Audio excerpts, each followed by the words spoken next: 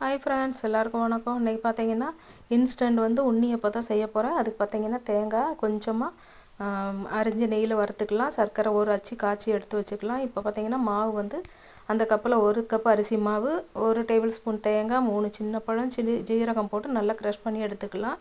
இதை பெரிய ஜாரில் மாற்றி அப்படியே சர்க்கரை பால் ஊற்றி நல்லா அரைச்சி எடுத்துட்டு இது கூடவே பார்த்தீங்கன்னா நம்மளுக்கு தேவையானது இந்த கன்சிஸ்டன்சியில் இருக்கணும். இது கூட எள், இப்போ ஏலக்காய் பொடி, உப்பு, கொஞ்சமாக சோடா உப்பு, தேங்காய் வறுத்ததெல்லாம் போட்டு நல்லா கலந்து விட்டுட்டு நம்ம உடனே சுட்டு எடுத்துடலாம். சூப்பராக இருக்கும்.